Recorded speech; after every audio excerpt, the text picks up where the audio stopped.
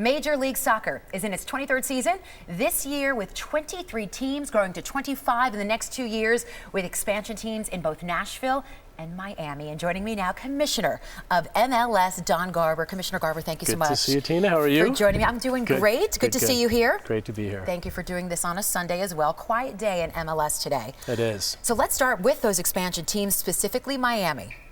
David Beckham, part of that ownership, it's official. Right. We saw the impact Beckham had when he signed with the Galaxy 11 years ago.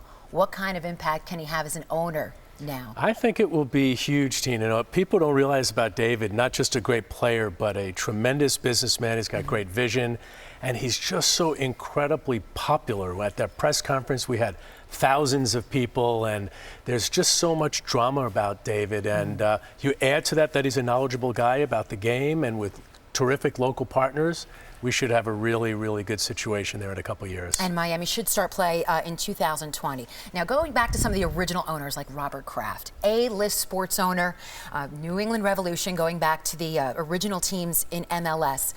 But now there's more celebrities buying in. Most recently, LAFC includes ownership group. Let's see, Magic Johnson, Will Ferrell, Mia Hamm, just to name a few of them. Why are the celebrities buying in more? You know, I think, everybody that's involved in entertainment always seems to want to be involved in sports. Then the sports folks want to be involved in music and entertainment. And our league is very young. You know, our average age is younger, of our fans is younger than any other league, major league in the United States. So when you grow up in the entertainment business and you have an opportunity to invest in sports, MLS has become sort of that go-to opportunity. So getting Will Ferrell involved is fantastic. Now, Will's wife played in college. His two kids play. He did that soccer movie. When you're around him, I went to the opening game, he's not Will Ferrell, the comedian. He's an investor. You know, he's dressed up and ready to go. He might have done a fun interview, but ultimately they're trying to grow their business. They're trying to make LAFC as popular as they can. New stadium opening up very shortly. We've got a pretty good situation going there for sure. And by the way, for our viewers, we are going to get to our two New York teams in a second, but I want to ask you a couple more things about the league in general. And it's amazing the expansion that you've had over the years. And these are all great stories, but on the other side of the spectrum, Columbus Crew SC. They're going through some economic turmoil, and there's a lot of talk about them moving to Austin, Texas. Where does that stand? What's happened there? Well, there's nothing new, Tina. Leagues as they grow go through an evolutionary process. Not every situation is going to be perfect.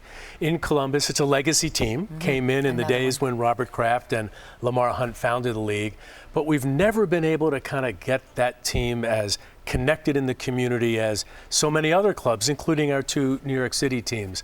So we're trying to work on a parallel path, see if we can get a better situation in Columbus, perhaps a local partner, a better stadium situation, and then we've given them permission to look in Austin, Texas. And recent news is that they're looking at a site just outside of town, and we'll see how it plays out. But nothing new. Not the most fun thing for leagues to go through. It still stands. They could still stay. There's still that hope. Conceivably. So let's get to New York, starting with NYCFC, still unbeaten as they open up the season. Patrick Vieira is larger than life. David Villa, everyone comes out to see him. But a lot of fans are still wondering about the situation with their soccer-specific stadium. Where does that stand, and how does the league either influence or help a team find a location? We work hard. I spend a great deal of my time. We've got full-time staff that work on stadium projects. So, in June, we'll open up a new Audi Field in D.C. for D.C. United. That took 20 years. The Miami project was 10 years coming because we're trying to get a stadium finalized. So NYCFC's got a number of alternatives. You hear about them all the time. They've got 2 or 3 different sites. They're making progress. I don't think we're going to see something happening in the near future, but you could be sure that, our fans who love the team, do love to go to Yankee Stadium, will have a stadium of their own that'll be soccer specific sometime soon. DC United is a great example. And I was there last weekend. It's fun. It's a great subway ride to get there with the fans. It's a great group of fans. You have David Villa playing for them, a lot of young players that will be going to the World Cup this summer. I've seen NYCFC is a very international team. How is that a microcosm of what MLS is right now? We are the most international, have the most international player pool of any league major league in the United States. We've got players from 75 different countries. And that's, we're part of the beautiful game. It's that global narrative that we have that we could take advantage of. So even though the U.S. the U.S. men have not made the World Cup, we're going to have 35 players playing for their respective countries. So there'll be a lot of World Cup excitement this summer when, the 18 Russia games take place. Yeah. So NYCFC is a very international club. They're owned by an international entity. Patrick Vieira is a legendary guy. He's won a World Cup with France, played for Arsenal. David, their captain, is somebody that brings great experience both for his national team and for his various clubs. Another World Cup winner. Yeah, so it's a big part of what we are, and I think it's a big part of what makes MLS so great. The New York Red Bulls have also come out of the gates sprinting, and they are about to they've already made some international history.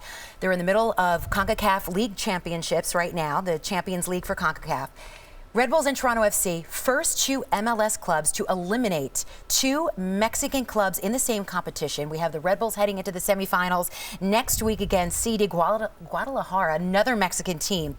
What do you attribute this success to these MLS teams now in these international competitions compared to years past? So, Tina, we've had this vision to be one of the top leagues in the world, and that means not being better than the Premier League, but when people think about the Premier League and Serie A and La Liga, we want them to think about MLS. In order to get into that group, we at least need to be as good as, if not better, than Liga MX. And, they've been around for a long time. They're spending a lot of money. There's a great football or soccer culture down there. So we've been investing in different types of difference-maker players that could make our clubs better, both young players and international players that are coming in. And if you watch our games, and I know you do, you've been with associated with the Red Bulls for so long, the quality continues to just get so great. And as you start seeing our teams performing better, the referential contest that we have against Mexico is something right in front of us. We got Chivas coming up soon. We've got Club America with Toronto.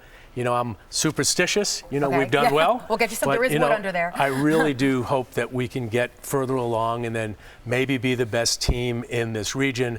We'll then play against the best other clubs in the world in the World Club Championship, and it's a very important North Star for us. I'll get back to Red Bulls in a second, but to that point, I've talked to a lot of different sports fans, some in this building, who are the fans of the elite European leagues, and they have said, though, I find MLS hard to watch. So to the point that you just made there, what is your message to them where MLS is going? Well, there are those that are the followers of the game from overseas that might never become MLS fans. Thankfully, their children and their friends who are connected to in our great cities where we have clubs that are very relevant, that have star players, that are entertaining fans and good facilities. Our audience continues to grow, both on Fox and at the gate. So we're continuing to earn our stripes, if you will, for that sophisticated European soccer snob, as we like to call them.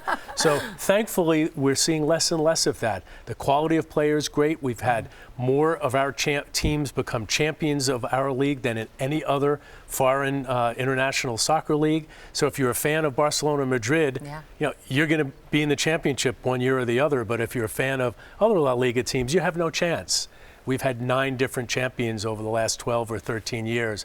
That's a big sort of calling card for us, and I think you're going to see more and more people coming in to engage, seeing our attendance continue to grow and our television ratings to grow as well. As we wrap this up, a couple seconds here, but we have to talk about the Red Bulls being an example of the MLS Academy youth, the way that they are now on first teams like Tyler Adams and Derek Etienne, and that's why the Red Bulls are winning right now. So MLS academies, how are they growing and becoming more like those European academies? A very, very important part of our strategy, and for all of those maybe here in this building that are not yet engaged with them, become a Red Bull fan, because when you see the evolution of young players that are coming from this area that are getting first team times, like Tyler Adams is playing for our national team this weekend.